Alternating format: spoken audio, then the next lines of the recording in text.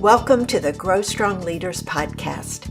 I'm your host, Meredith Bell, and I interview business leaders who are committed to their own growth and the development of everyone on their team.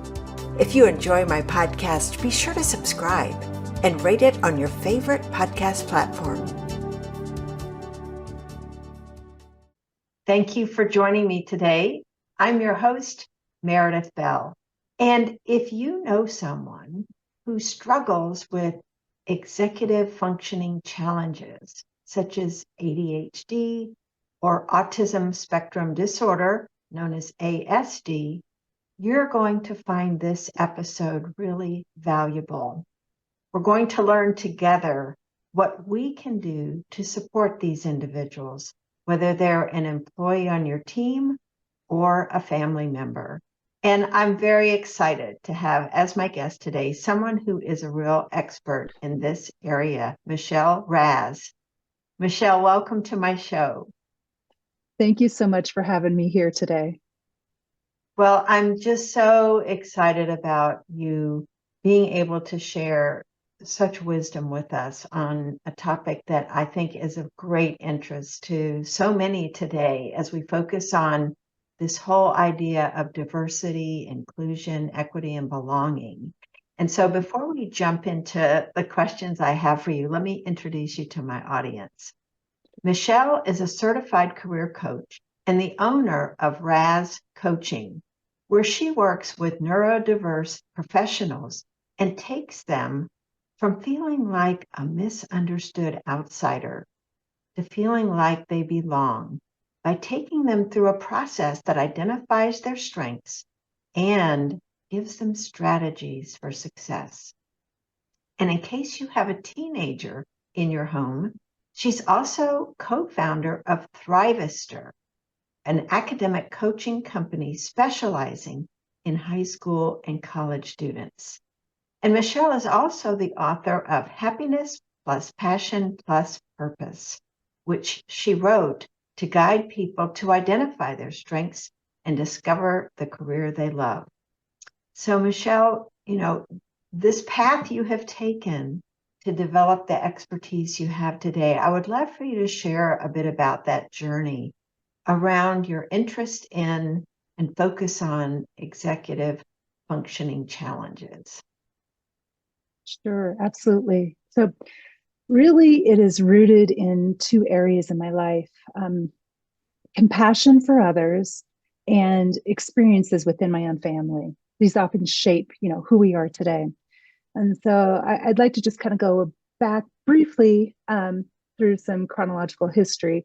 So my long history of entrepreneurial spirits in my family really combined with a deeper purpose to help humanity while witnessing many of the challenges my own father endured during his lifetime due to his own executive functioning challenges. And then later on, my own daughter, this really shaped me. And it gave me my unique understanding of people with executive functioning challenges. And I'd like to just go back just a little bit even further here. So I have a unique family that settled Portland, Oregon, really at the turn of the century. They were Swiss farmer immigrants. And at the time, they had this vision. They were thinking outside the box, moved their entire family over, 7, 8 brothers. And they had a vision of a large family business of farming and banking. And they persevered through a lot of hardship during the Depression. And they were able, though, to fight through that and have perseverance. They were dairy farmers and bankers, and they were providing financing to families and milk to the families. But here's the key point. When they couldn't pay their debts because people weren't paying their debts to the bank, the family bank folded, but not the milk. The milk being delivered to the families still continued, and they negotiated their own debt in that banking atmosphere to pay them back with milk deliveries. And then here's the compassion part. They repaid their own debts, their own personal ones, by setting up milk deliveries from their farmings to families who even couldn't pay them back. So they were able to navigate this. And this story has really installed to me a very unique perception of business through the lens of compassion for those who struggle. So not only did they persevere through that horrible time in the Depression, but they also continued to give when they were giving milk for their debts. So that really stuck with me and my entire family, of being compassionate and just always paying forward.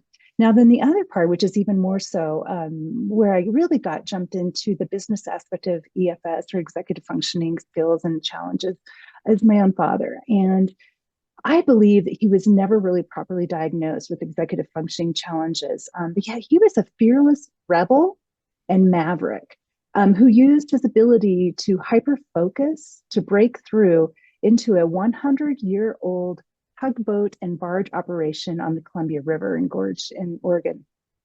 And his success did not come easily. As a matter of fact, I witnessed a lot of true grit and a lot of challenges. And as a very young child, going with him to meetings where he was negotiating wheat contracts for the Japanese, and sitting in those meetings with him as a small child and just watching everything go down.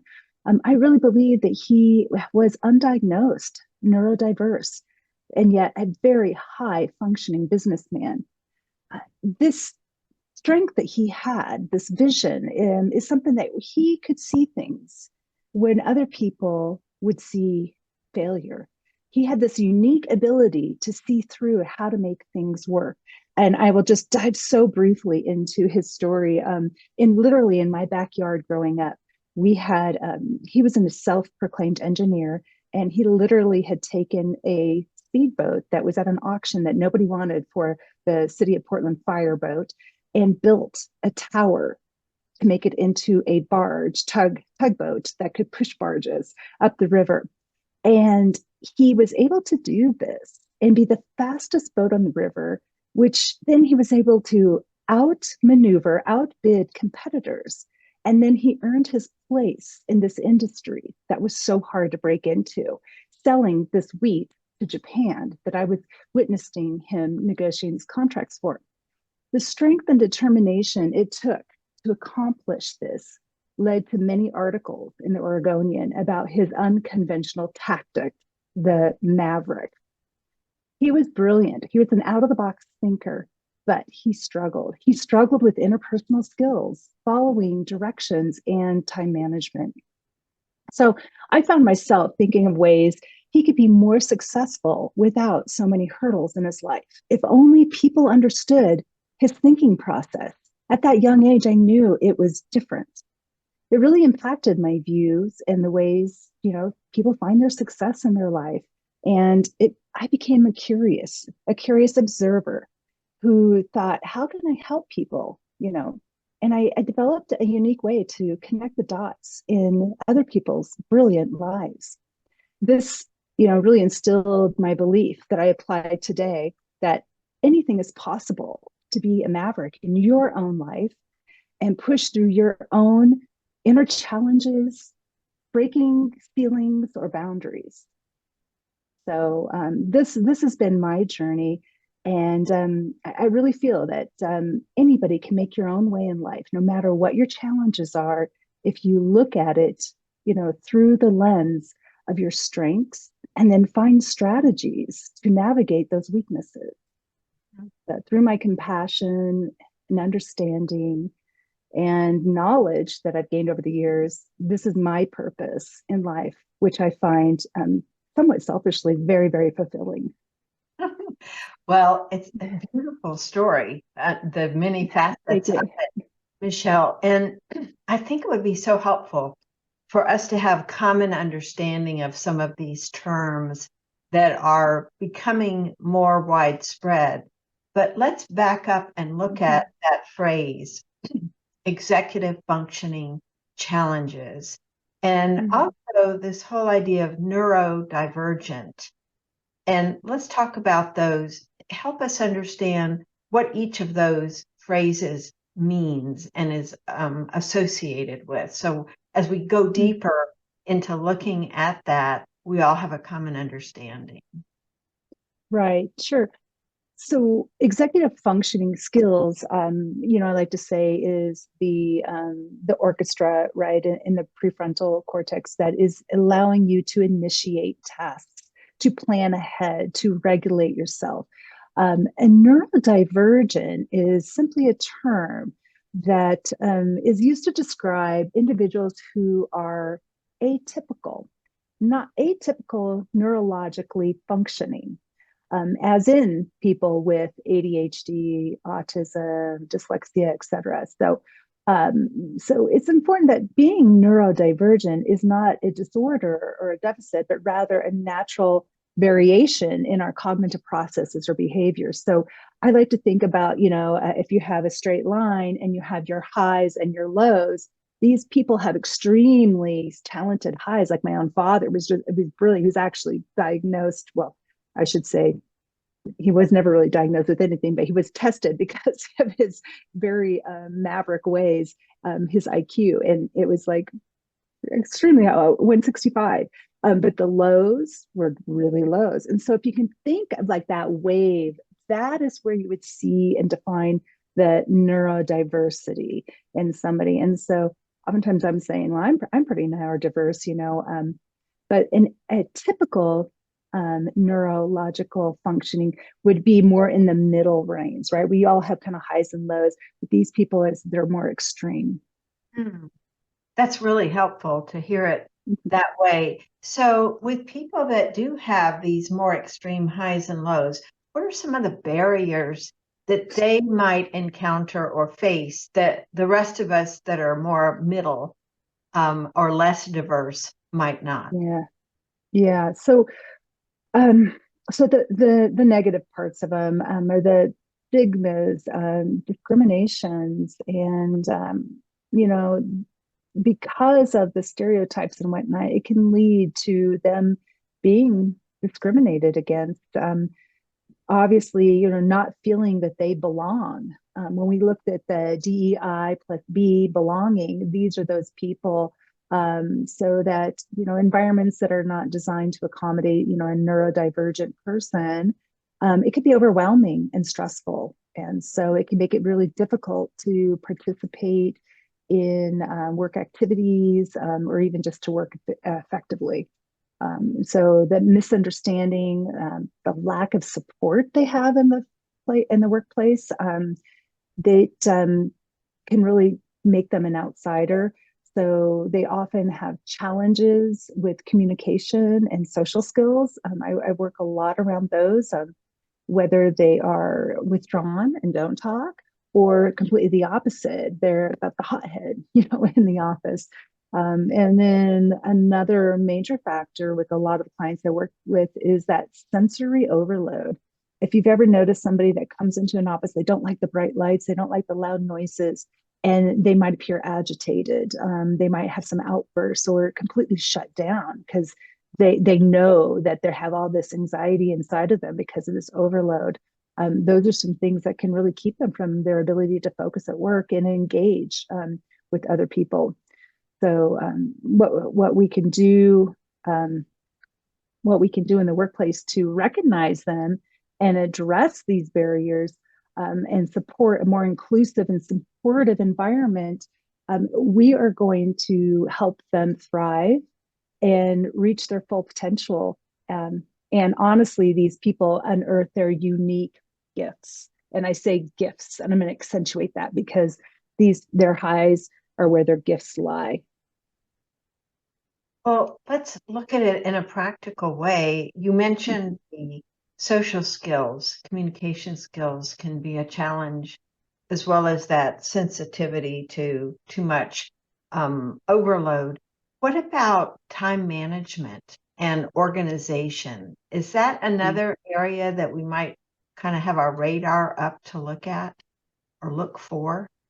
Yeah, so somebody that is not showing up properly to work, they might. See, these are the things that you need to watch out to, right? They might not be organized, so they might be chronically late to work, to meetings. They may be missing deadlines. They might have some low in motivation, a lot of the quiet quitting, in as far as giving input, going silent and not engaging. These are some of those signs. And then obviously the poor communication skills, right? And emotional outbursts in meetings or completely shutting out can be part of it.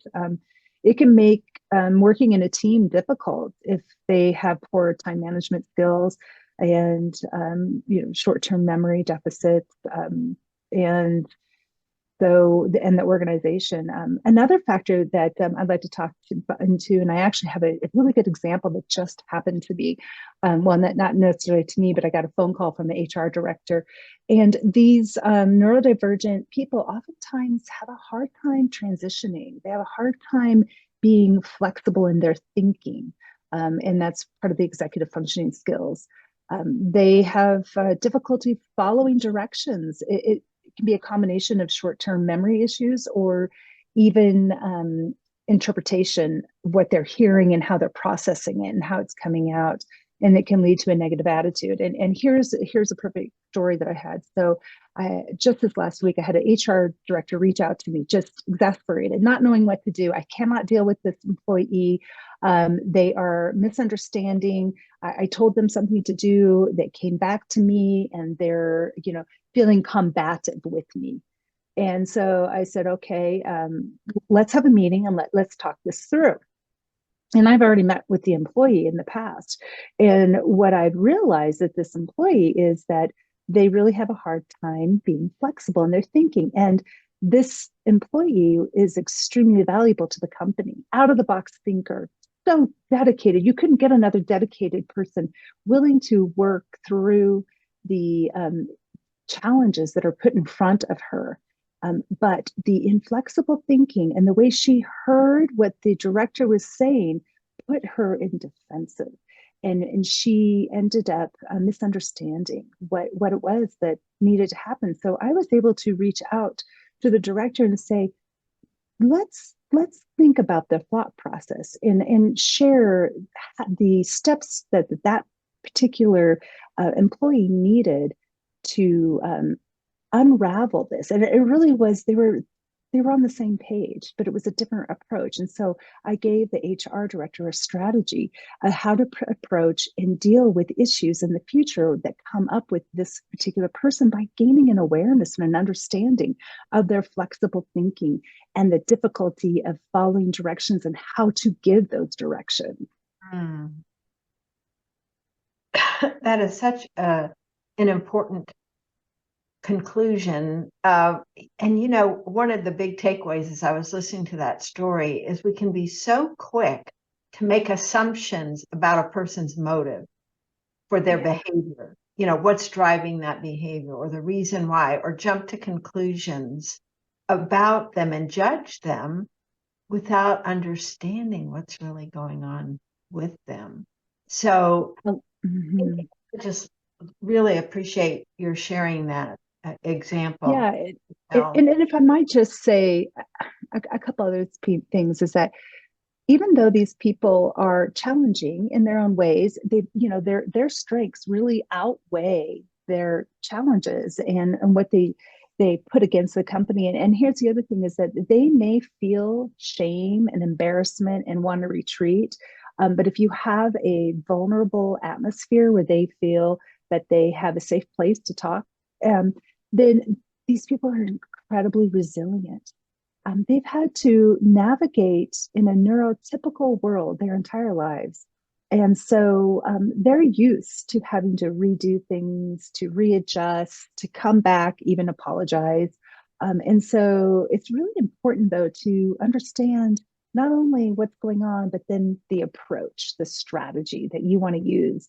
And so one thing that I tell HR people when I'm working with companies is be curious. Be curious about that individual and think of it. I've seen this iceberg picture on the internet. You get this iceberg and what's going on below the surface. You can use it for ADHD. You can use it for emotional regulations. But this is really an important piece with the neurodivergent person, especially in the workforce, is if we can look at this person on the surface and see that, but that know that we want to be compassionate to what's going on underneath the surface. And I mean compassionate, not empathetic.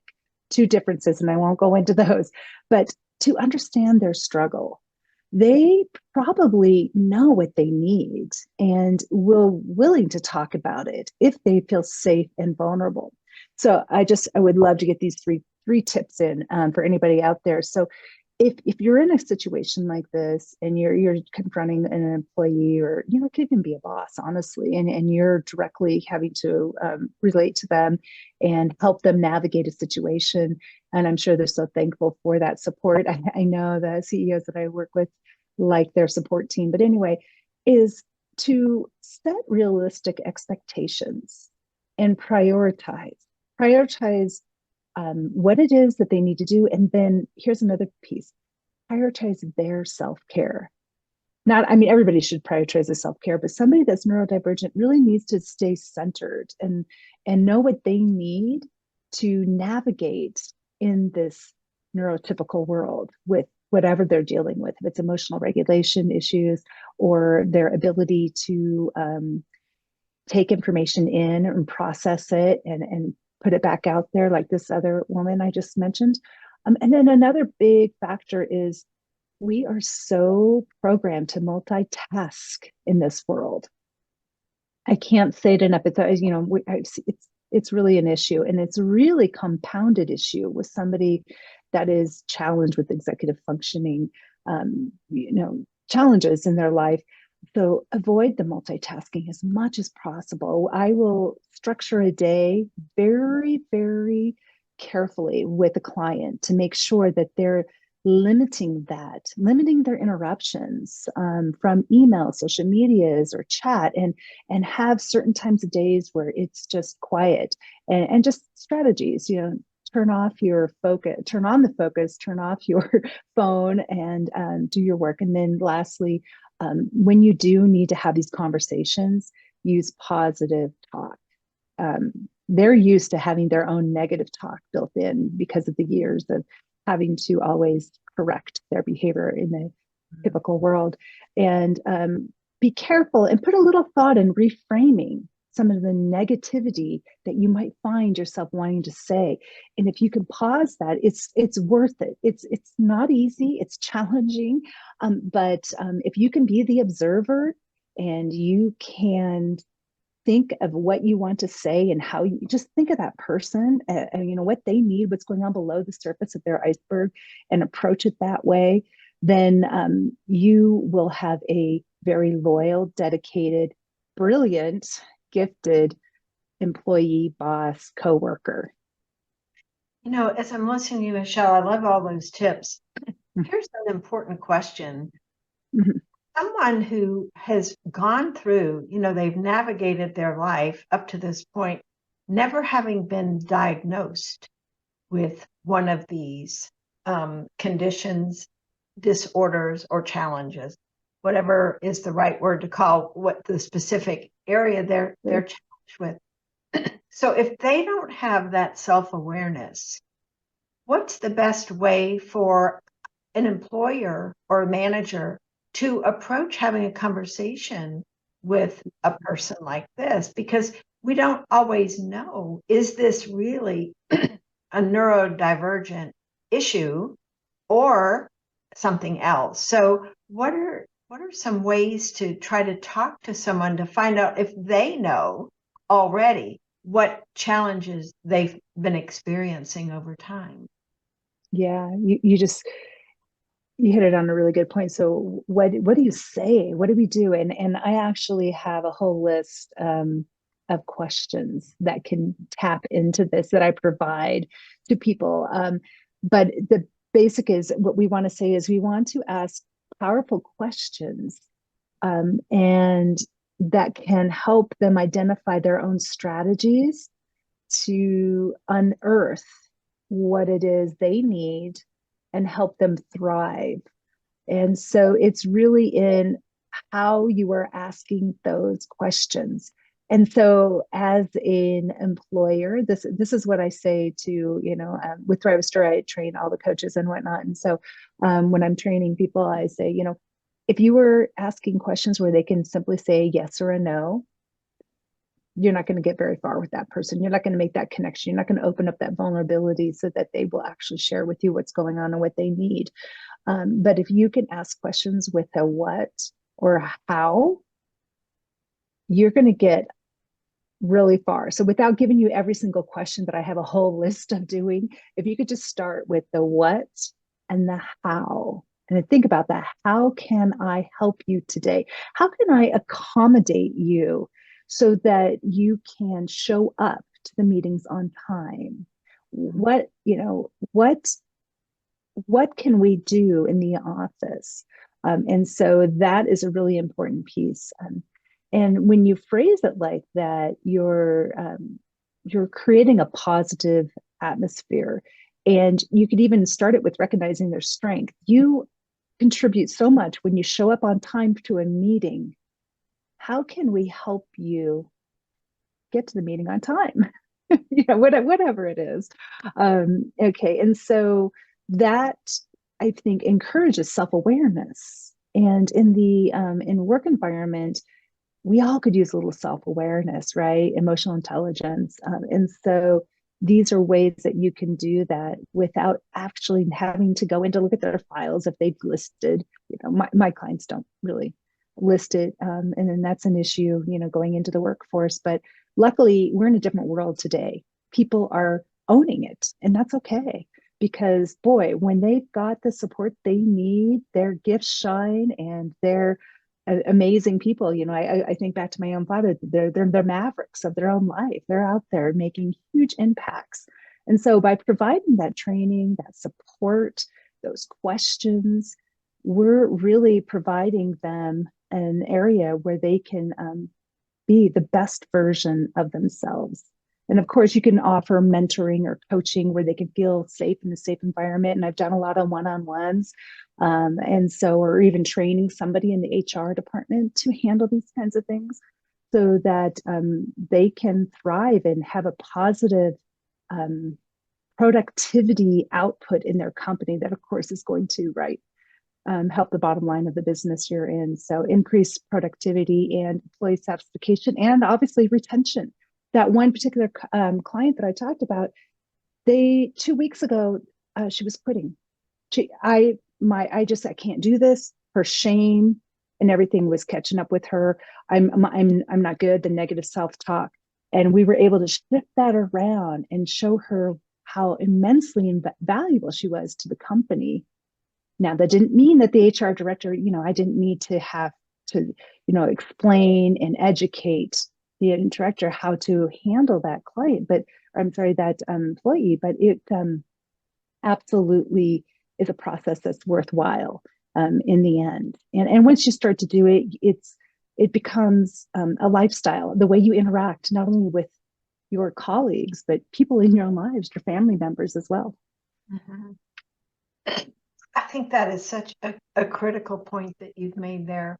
And it's causing me to think about people who are different as they're growing up and they're constantly being corrected or put down or compared to somebody else. The impact that has on their self-esteem and confidence.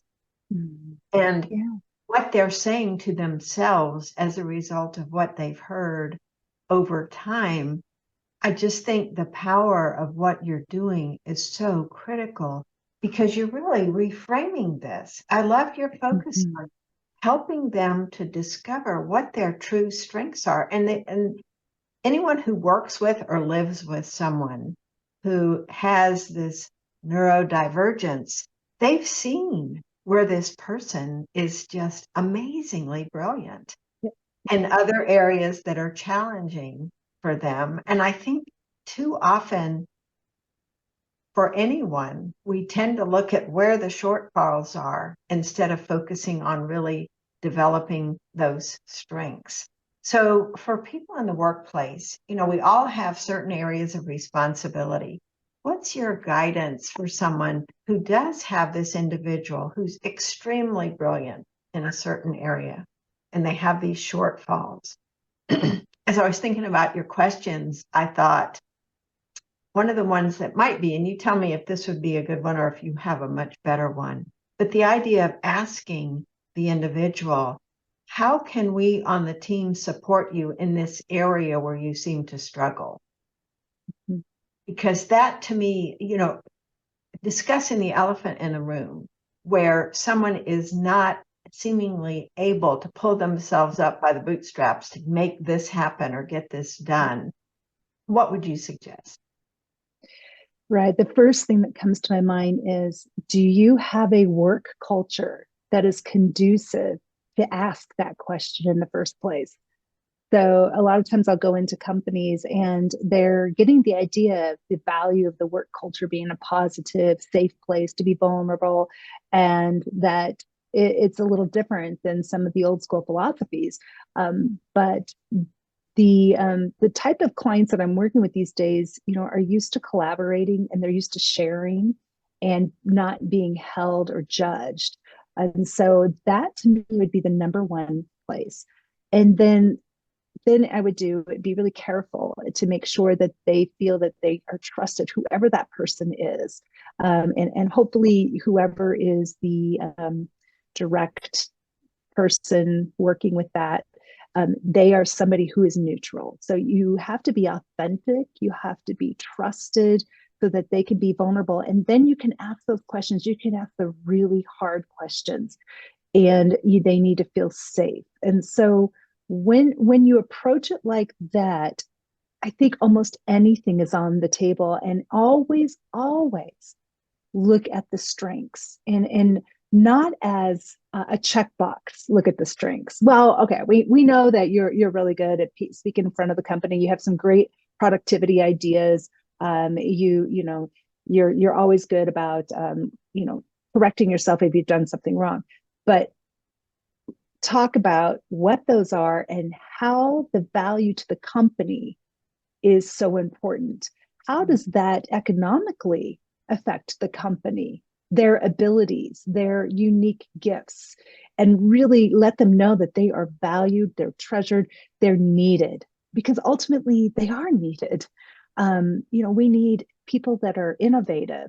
We need people that challenge us. We need people that will disagree with us, that are, maybe they're abrasive a little bit, and they come across abrasive because they are willing to blurt out things which can also get them in trouble. And that's where you can go with it. If you have a little humor in it, right? You're amazing with your ideas, and I want to hear them. How can we get those ideas on paper or to the team in such a way that you're not offending somebody, if it's somebody who has a way of offending somebody when they bring their idea to the table? And so it's really individualized. I mean, we are in an individualized world, but the general consensus is this: for a blanket way of doing it, vulnerability, safety, authenticity, and then really truly being authentic to their strengths.